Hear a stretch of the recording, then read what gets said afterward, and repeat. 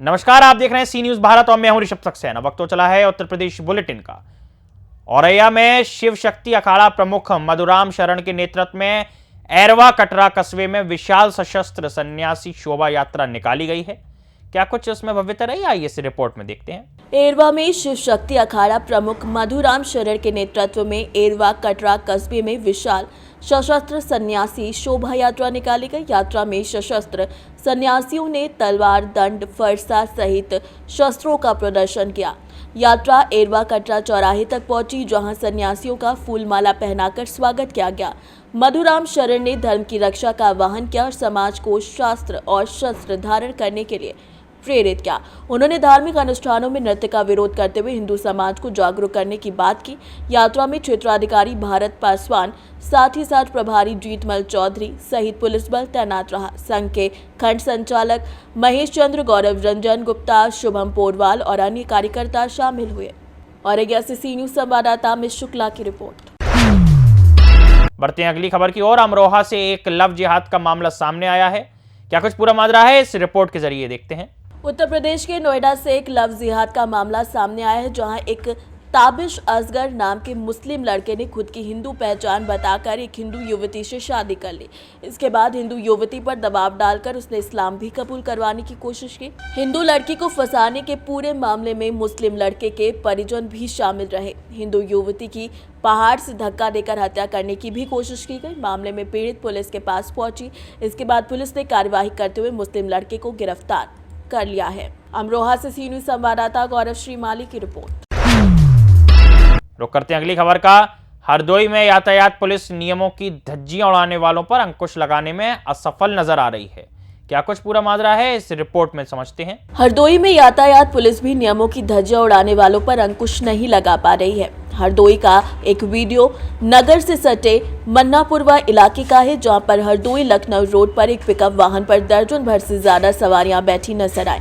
Pickup में बैठाकर व्यक्ति अपनी जान की परवाह तक नहीं कर रहे हैं और साथ ही साथ सवारियों की जान की परवाह भी नहीं कर रहे हैं। एसपी नीरज कुमार जादौन यातायात नियमों के पालन को लेकर लगातार सख्ती बरतते हैं, लेकिन उनके आदेशों का लोगों पर कोई खास असर नहीं होता नजर आ रहा है।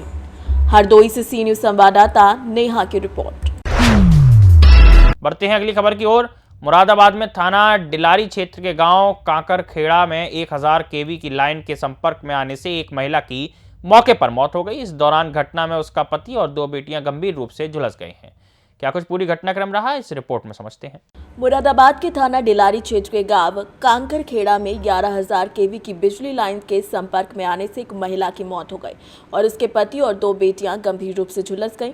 यह हादसा लिंटर का ढूंढा करते हुए सरिया की लाइन से टकराने पर हुआ। मृतक महिला शाहजहां की मौके पर मौत हो गई। ग्रामीणों ने पीवीसी लाइन की कमी को हादसे का कारण बताया और बिजली विभाग की लापरवाही का आरोप लगाया।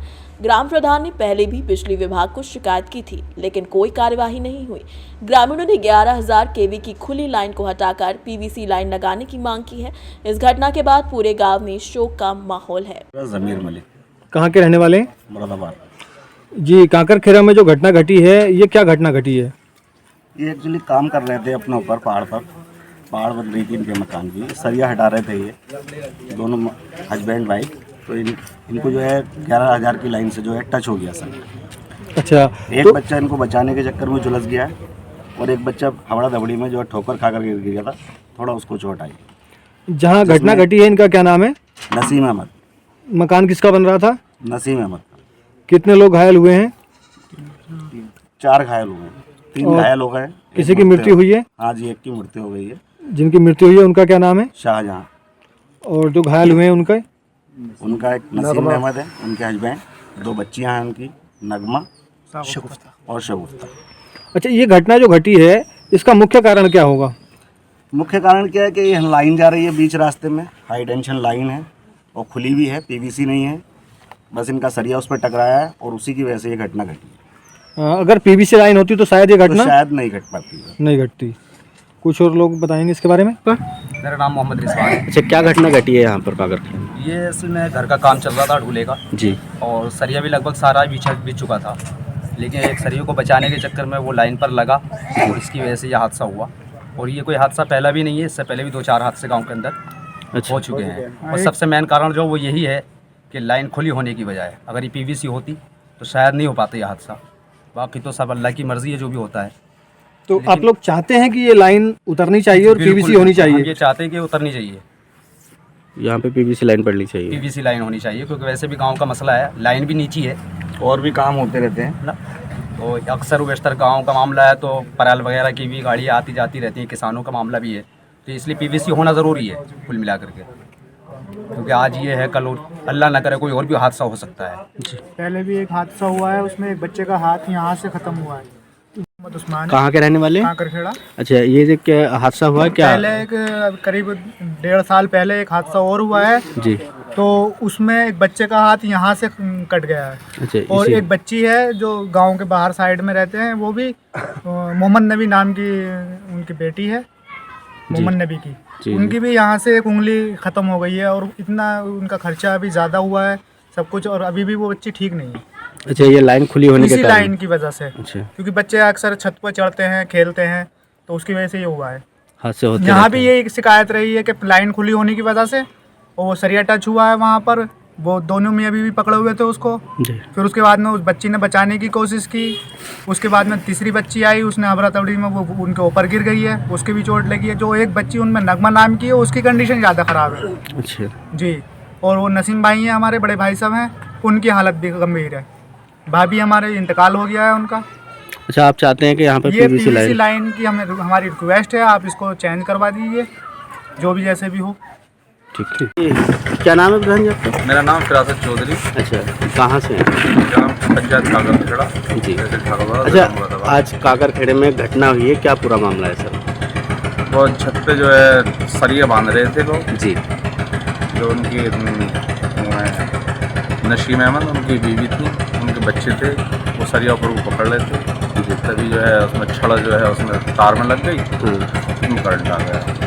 अच्छा, देखा गया है पूरे गांव में 11,000 की जो लाइन है पूरी तरह खुली पड़ी है, तो आपने इसकी शिकायत किसी आला इसकी शिकायत मैंने जे हिसाब से की थी जी कि इसमें पीवीसी लाइन डलवा दीजिए। अच्छा, तो वो बोल रहे थे कि अभी प्रधान जी पड़ेगी, थोड़ा समय लगेगा। जी। समय लगाते लगाते 2 साल हो गए मुझे कहते कहते, अभी तक उन्होंने पीवीसी लाइन नहीं डाली है। सूचना मिली है कि पहले भी कई हादसे इस गांव में हाँ, पहले भी कई बार ऐसे हादसे हो चुके हैं, तार टूट के गिर जाते हैं, जी। किसी की छत पर गिर जाते हैं, इससे कई घटनाएं पहले होने से बच गई हैं। और अभी भी ये घटना जो है कल रात हुई है, इससे जो है काफ़ी जो है गांव में जो है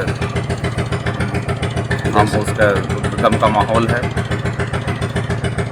और मैं तो यही कहूँगा कि ये जे हिसाब से मैंने कई बार बोल दिया है जी, और इस बार मैं और जाऊँगा आज जे साहब के पास, अगर डलवाते हैं तो ठीक है, नहीं तो मैं डीएम साहब से शिकायत करूँगा। मुरादाबाद से सीनियर संवाददाता जाबिर हुसैन की रिपोर्ट। बढ़ते हैं अगली खबर की ओर। प्रयागराज में टेम्पो चालक हत्याकांड का पुलिस ने खुलासा किया है।